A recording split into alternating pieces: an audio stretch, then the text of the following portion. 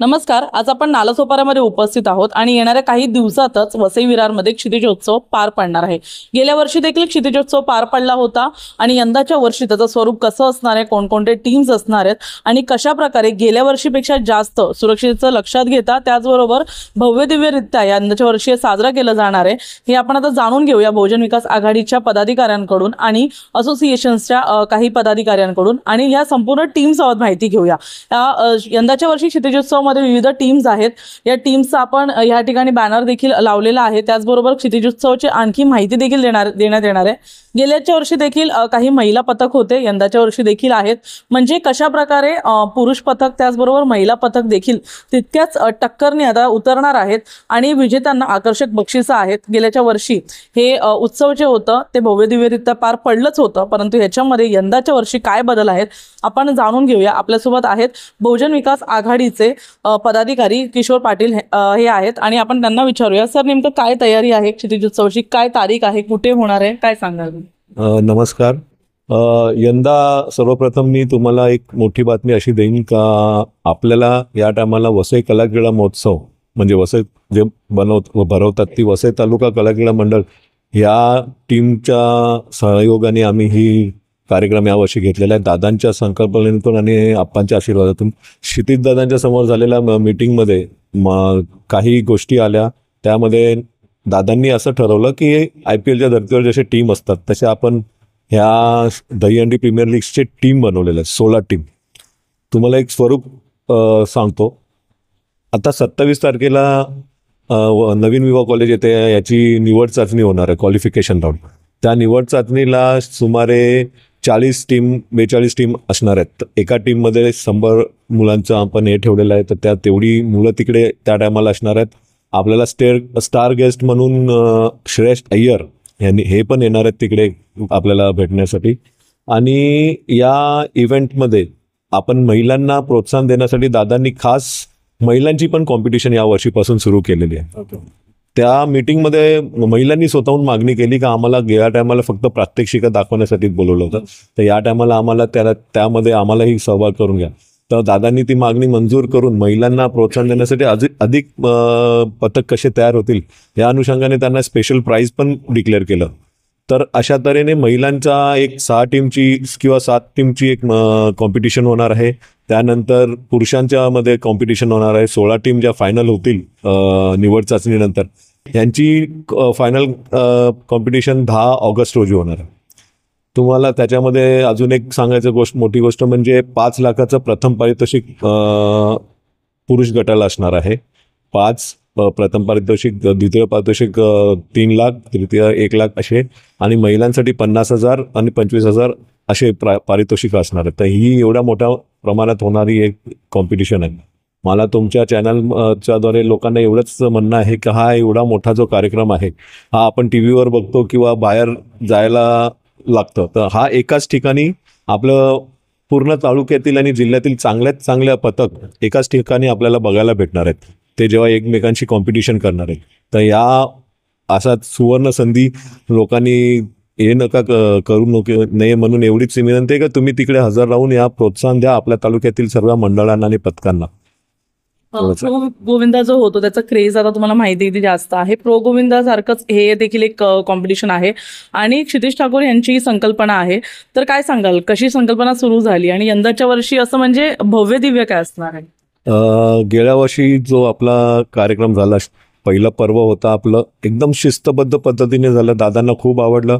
त्याचबरोबर ज्या पथकांनी याच्यामध्ये भाग घेतला होता त्या पथकांनी यावर्षी स्वतःहून समोरनं विचारणा चालू केली का आपल्याला हा क्षितिज उत्सव दादा यावर्षी पूर्ण करायचा आहे. आणि चांगल्या प्रमाणात त्यांनी स्वतः दादांना जाऊन आणि असोसिएशनला कॉन्टॅक्ट करून का आपल्याला हा कार्यक्रम किती मोठा करता येईल, त्या याच्यामध्ये आम्हाला भाग घ्यायचा आहे. कारण हे प्लॅटफॉर्म 7 थरांसाठी दुसऱ्या कुठे भेटत नाहीये.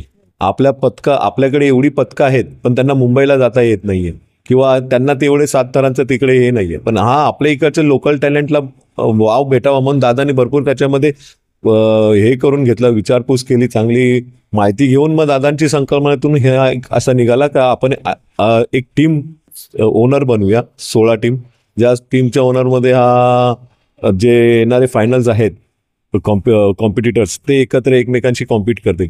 ते एक चांगला त्याला स्वरूप भेटेल, चांगली त्याची ॲडव्हर्टाइजमेंट आणि प्रमोशन होईल. त्या पथकाचंही तेवढाच मोठ्या प्रमाणात त्यांची तयारी असणार. त्यांची तयारी असली की ती पुढच्या येणाऱ्या दहीहंडीसाठी ते तयार होऊन जातात.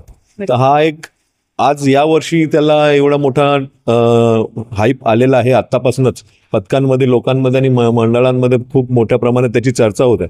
तर ही आपल्या पथकासाठी आणि आपल्या तालुक्यातील सर्व पथकांना ही चांगली सुवर्ण संधीच आहे. नक्की. तुम्हाला विचारू इच्छिते, जे 16 टीम्स आहेत त्याच्यापैकी काही 1-2 टीम्सची नावं सांगू शकाल? सगळ्यात मोठं नाव तर मी सांगेल शिवगणेश मित्र मंडळ, ज्यांनी प्रोमध्ये आता सहभाग घेतला. म्हणजे गेल्या वर्षी पण ते जिंकलेले होते, म्हणजे निवड चाचणी जिंकलेले होते, प्रोमध्ये सहभाग होता. यावर्षी देखील सहभाग घेतला. त्याच्यानंतर संतनगर गोविंदा पथक आहे, आमचं गावदेवी गोविंदा पथक आहे, समेळगाव गोविंदा पथक, अशी चांगली चांगली पथकं यामध्ये आहेत. जे 40 पथकं परफॉर्म करणार आहेत, त्यानंतर 16 जे सिलेक्ट होतील त्यांचे टीम्स घेतले जाणार आहेत, बरोबर. आणि ह्याच्यामध्ये कोण कोण, म्हणजे टीम्स घेणारे कोण असणार आहेत, म्हणजे ही कोणाची मांडणी असणार आहे? आपण हे टीम घेणारे म्हणजे माजी नगरसेवक, प्रतिष्ठित व्यक्ती, समाजसेवक, हे पूर्ण वसई तालुक्यातील जे आहेत प्रत्येक विभागातले आहेत, त्यांना आपण 16 जण असे निवडलेले आहेत आणि त्या 16 जणांना आपण ते संघ देणार आहोत. या 16 टीम्सपैकी काही टीम्सची नावं सांगू शकाल, म्हणजे अजून इंटरेस्टिंग आहे? निळेगाव वॉरियर्स आहे, त्याच्यानंतर शुरपारक स्ट्रायकर्स आहे, फुलपाडा वॉरियर्स आहे, हे आपल्या समोर आहेत सगळे. डोंगरपर रॉयल आहे. Yes yes. तर आता ह्याच्यामध्ये काय म्हणजे महिलांचे किती पथक असणार आहेत आणि पुरुषांचे किती पथक असणार आहेत कॉम्पीट करणार आहेत? क्वालिफिकेशनमध्ये 7 महिला पथकांनी सहभाग घेतलेला आहे. त्यामधून आपण 6 महिला पथकांचा फायनल राऊंडसाठी समावेश करणार. त्यातून आपण प्रत्येक पथकाला हे पारितोषिक देणार आहोत. साहजिकच आहे, प्रथम आणि सेकंड पारितोषिक असेलच. त्याच्या व्यतिरिक्त शेतीदाराच्या मागणीनुसार म्हणजे त्यांनी एक सांगितलं की आपण विशेष पारितोषिक ठेवतोय. जर समजा 3 एक्क्याने महिलांनी 6 थर लावले तर त्यांना प्रत्येकी 50,000 रुपयांचं पारितोषिक असेल, म्हणजे विशेष मानधन त्यांच्यासाठी असेल. तुम्हाला विचारेन की आयोजनाचा एक मोठा भाग असतो सुरक्षा, ज्याच्यावर दहीहंडी गोविंदाच्या सुरक्षेवर तर आतापर्यंत खूप चर्चा होते, दरवर्षी होते, आणि हा मोठा प्रश्नचिन्ह उपस्थित राहतो. काय सुरक्षा असणार आहे, कशा प्रकारे तयारी? पालघर जिल्हा असोसिएशनच्या वतीने आम्ही याचा पाठपुरावा केलेला आहे आणि सर्व गोविंदा पथकांना, याच्यामध्ये सहभाग घेणाऱ्या गोविंदा पथकांना आम्ही कंपल्सरी ठेवलं आहे की ज्या गोविंदा पथकाने विमा काढला असेल अशाच गोविंदा पथकांना आम्ही इथं सहभाग घेणार आहोत.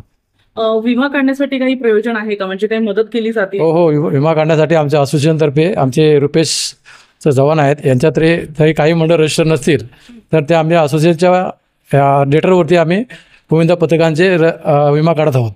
तुम्हाला एक प्रश्न विचारेन, कारण बरेच लोकही विचारतात की रजिस्ट्रेशन चालू आहेत का, कारण बरेच गोविंदा पथक असतात जे व्हिडिओ बघितल्यानंतर इंटरेस्ट घेतात, त्यामुळे तो एक प्रश्न असेल. नाही मॅडम, आम्ही एक डेट दिली होती की 20 तारीखपर्यंत जे गोविंदा पथक सहभाग होतील अशा गोविंदा पथकांना आपण सहभाग घेणार आहोत, घेतला जाईल. त्याप्रमाणे 42 गोविंदा पथक सहभागी झालेले आहेत. शेवटचा प्रश्न, 27 तारखेचा कार्यक्रम आणि 10 ऑगस्टचा कार्यक्रम कुठे आणि किती वाजता होणार आहे? 27 तारखेचा प्रोग्राम सकाळी 9 वाजता विवाह कॉलेजला होणार आहे आणि 10 तारीखचा प्रोग्राम ही विवाह कॉलेजला होणार आहे, तो 10 वाजता होणार आहे. न्यू विवाहला. धन्यवाद. सुरक्षिततेबाबत विचार करावाच लागतो, कारण दरवर्षी प्रत्येक कोणता असा एक अपघात होतो ज्याच्यामध्ये सतत जसं दहीहंडी संपते ब्रेकिंग न्यूज सुरू होतात, त्यामुळे सुरक्षितता ही महत्त्वाची आहे. आम्हाला आणखी काही माहिती द्या, कारण खूप असे पार्टनर्स असतात जे आपल्याला मदत करत असतात, तर काय सांगाल त्याबद्दल? सर्वप्रथम मी तुम्हाला सांगायचं होतं की आमचे मेडिकल पार्टनर प्रकृती हॉस्पिटल आहे, ते आम्हाला तिकडे जेव्हा प्रोग्राम असेल तेव्हा तिकडे डॉक्टर्स, त्यांची पूर्ण टीम अवेलेबल असणार आहे, कार्डिक ॲम्ब्युलन्स अवेलेबल असणार आहे, आणि मंडळांना आम्ही हार्नेसचाही वापर केलेला आहे, जेणेकरून वरती जो छोटा गोविंदा जातो त्याला त्या हार्नेसवरती लटकवलं जाईल, म्हणजे त्याला काही इजा होणार नाही. खाली जेव्हा ते चढतील तेव्हा खाली आपण त्यांच्यासाठी मॅटची व्यवस्था केलेली आहे, म्हणजे त्यांची सेफ्टी आपण पूर्णपणे सगळीकडनं बघितलेली आहे. त्यांना अगोदरच सांगण्यात आलेलं आहे की जी महानगरपालिका विम्याचा जो त्या लोकांना लाभ भेटतोय तो त्या लोकांनी एक कॉपी घेऊन यावी, त्याच्यानंतरच आतमध्ये त्यांना एंट्री भेटणार आहे, म्हणजे त्यांच्या इन्शुरन्सचाही आम्ही लक्ष दिलेलं आहे. हार्नेसच्या बाबतीत किती म्हणजे सिक्युरिटी घेतलेली आहे? पूर्णपणे जे म्हणजे आतापर्यंत जिकडे मोठ्या मोठ्या ठिकाणी प्रोग्राम होतात जे हार्नेसवाले असतात आपण त्यांनाच बोलवलेलं आहे. गेल्या वर्षी आपल्या प्रोग्रामला तेच होते म्हणून त्यांनाही यावर्षी बोलवलेलं आहे.